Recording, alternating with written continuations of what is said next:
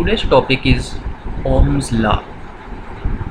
George Simon ohm ने एक छोटा सा एक्सपेरिमेंट किया था और उसने जो है वो किया ये कि एक जो है वो रेजिस्टेंस ली और उस रेजिस्टेंस के साथ एक वोल्टेज सोर्स लगा दिया और अब उसने देखा कि वो वोल्टेज सोर्स जो था उसकी की वैल्यू जो है वो चेंज हो सकती थी। जैसे जैसे उसने वोल्टेज को बढ़ाया रेजिस्टेंस में से करंट भी बढ़ता गया। इसी को उसने जो है वो मुसावात की शक्ल में लिख दिया कि करंट और वोल्टेज आपस में डायरेक्टली प्रोपोर्शनल हैं, यानी कि वोल्टेज बढ़ाएंगे तो करंट भी बढ़ेगा। अगर हम प्रोपोर्शनैलिटी की अलामत को ख़त्म करें तो यहाँ हमारे पास जो है वो एक कांस्टेंट ऐड हो जाता है। तो उसने लिखा V = IR। This is the statement of Ohm's law. इसी को हम एक्सप्लेन कर सकते हैं, the current flowing through a conductor is directly proportional to the potential difference. यानी कि किसी भी कंडक्टर में से जो करंट है वो पोटेंशियल डिफरेंस के डायरेक्टली प्रोपोर्शनल है, लेकिन ऐसा ख़ास हालात में होता है। ये बहुत इंपॉर्टेंट है लिखना डेफिनेशन में, provided the physical state of the conductor does not change. Physical state of the conductor change नहीं होनी चाहिए। इसका क्या मतलब है? कुछ जो कंडक्टर्स हैं मेरे पास उनकी फ़िज़िकल स्टेट जो है वो टेम्परेचर बढ़ाने से चेंज हो जाती है।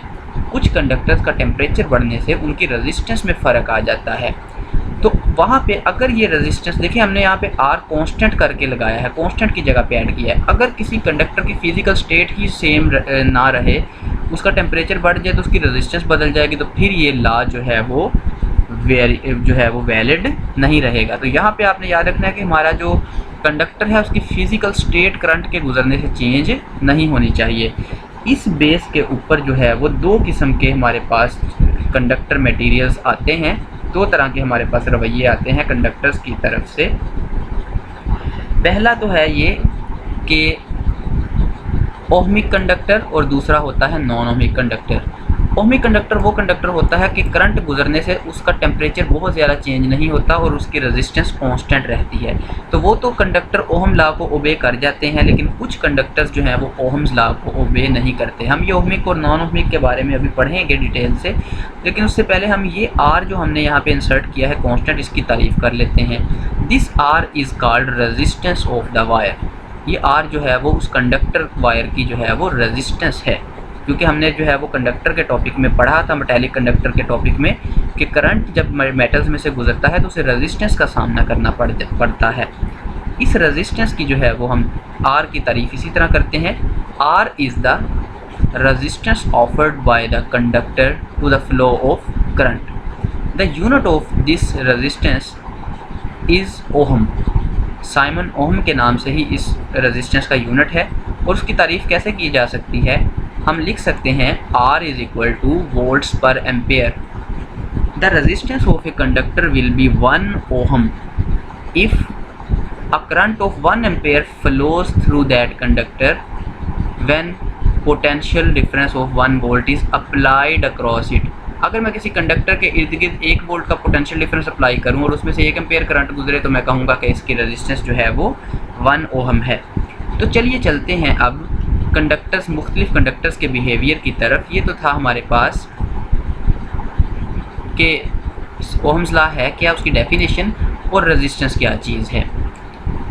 अब कुछ मटेरियल्स जो है वो उनकी रेजिस्टेंस कांस्टेंट नहीं रहती। मिसाल, आपके घर में जो है वो बल्ब लगा होता है, जो फिलामेंट लैम्प। जब आप बल्ब में से करंट गुजारते हैं तो उसका टेम्परेचर बहुत ज़्यादा बढ़ जाता है और उसकी रेजिस्टेंस जो है वो बहुत ज़्यादा बढ़ जाती है।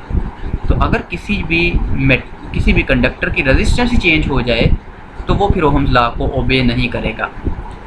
तो अब हम जो है वो ओहमिक और नॉन ओहमिक कंडक्टर्स को जो है वो समझते हैं ग्राफ की मदद से। तो नॉन ओहमिक कंडक्टर की मिसालें हमारे सामने हैं। ओहमिक कंडक्टर की तो सिंपल सी मिसाल रेजिस्टेंस है, कार्बन रजिस्टर। हम पढ़ेंगे आगे जाके कार्बन रजिस्टर को। तो कार्बन रजिस्टर जो है वो ओहमिक कंडक्टर की बहुत अच्छी मिसाल है। नॉन ओहमिक कंडक्टर की अगर हम बात करें तो फिलामेंट लैम्प जो है वो नॉन ओहमिक है।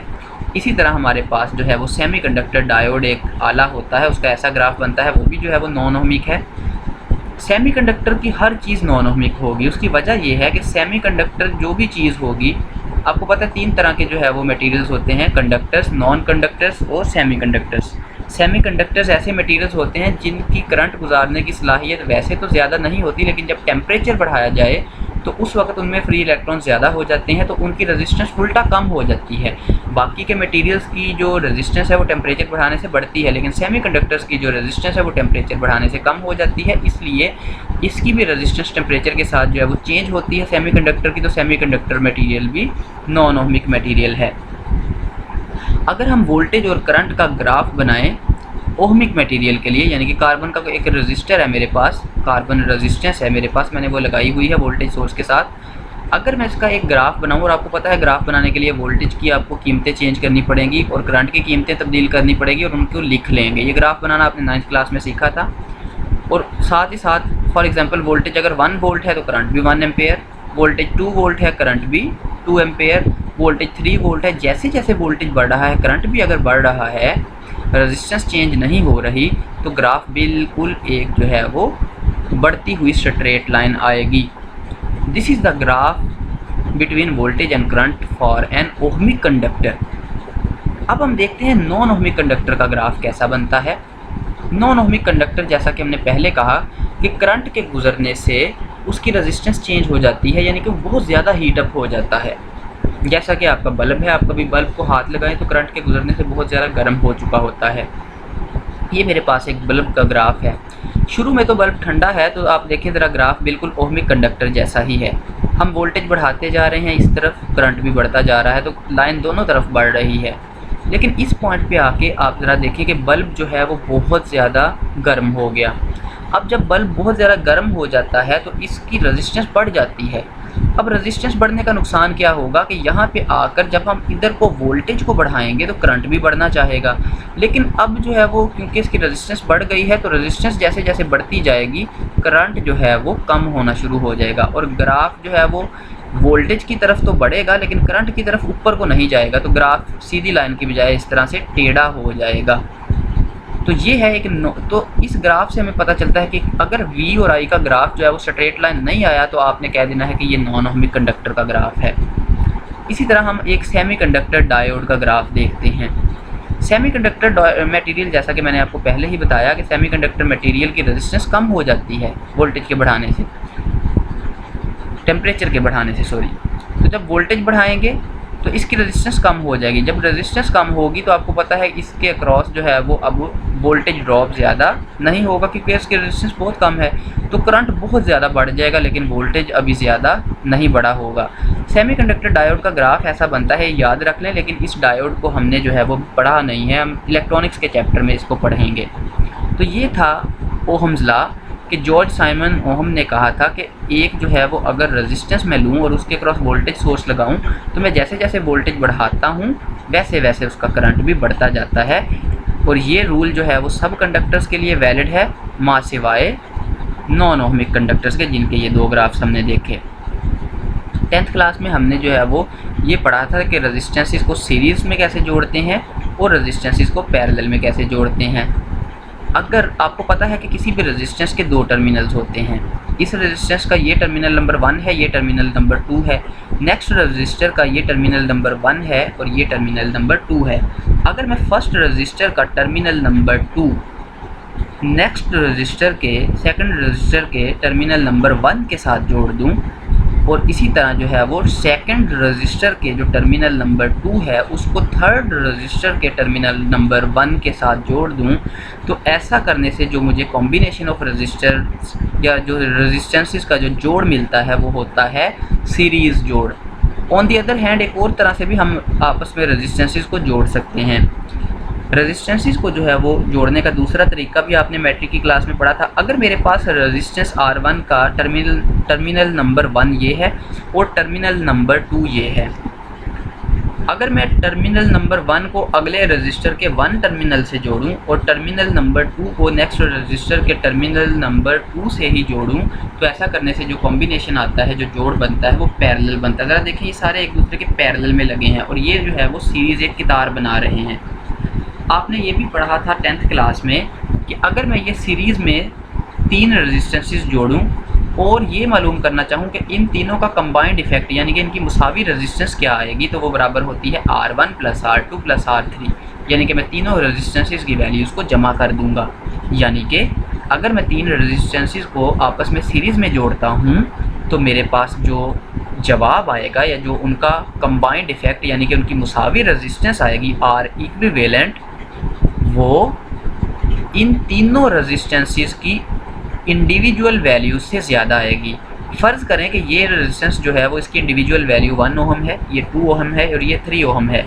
अगर मैं इक्विवेलेंट रेजिस्टेंस निकाल लूँ तो 1 + 2 + 3 तो ये कितनी आएगी 6 ओहम। तो 6 ओहम इन तीनों रेजिस्टेंस की अकेले अकेले जो वैल्यूज़ हैं उनसे बड़ा है।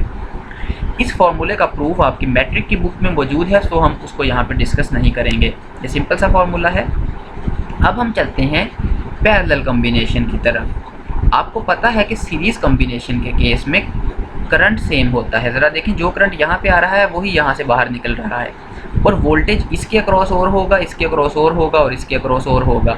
जो रेजिस्टेंस की वैल्यू छोटी है उसके अक्रॉस वोल्टेज कम होगा और जिस रेजिस्टेंस की वैल्यू बड़ी है उसके अक्रॉस जो है वो वोल्टेज ज़्यादा होगा।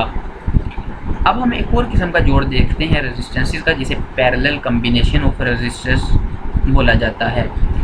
पैरेलल कॉम्बिनेशन ऑफ रेजिस्टर्स में आपके पास ज़रा देखें कि ये पॉइंट और ये पॉइंट दोनों कॉमन है, तो जितना पोटेंशियल इस पॉइंट का इस पॉइंट के लिहाज से है उतना ही पोटेंशियल तीनों रेजिस्टेंसेस के अक्रॉस होगा। यानी कि तीनों के लिए पोटेंशियल डिफरेंस जो है वो सेम होगा, क्योंकि तीनों रेजिस्टेंसेस के ये वाले पॉइंट एक ही हायर पोटेंशियल पे लगे हैं और ये वाले पॉइंट एक ही लोअर पोटेंशियल पे लगे हैं।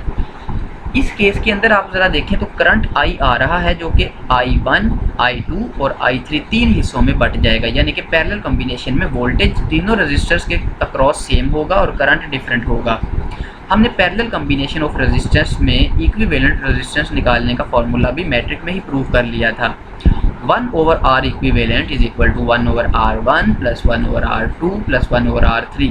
ये तो है तीन रेजिस्टेंसेस के लिए। अगर ज़्यादा रेजिस्टर्स हों तो मेरे पास जो है वो उतने ही हम जो है वो रेजिस्टर्स को इसी तरह ऐड अप करते जाते हैं। एक बात ज़रा नोट करें तो पैरेलल कॉम्बिनेशन में जो फाइनल हमें इन तीनों रेजिस्टेंसेस की मुसावी रेजिस्टेंस मिलती है, इक्विवेलेंट रेजिस्टेंस, वो इन तीनों रेजिस्टेंस की अकेले अकेले जो वैल्यू है उनसे कम आती है।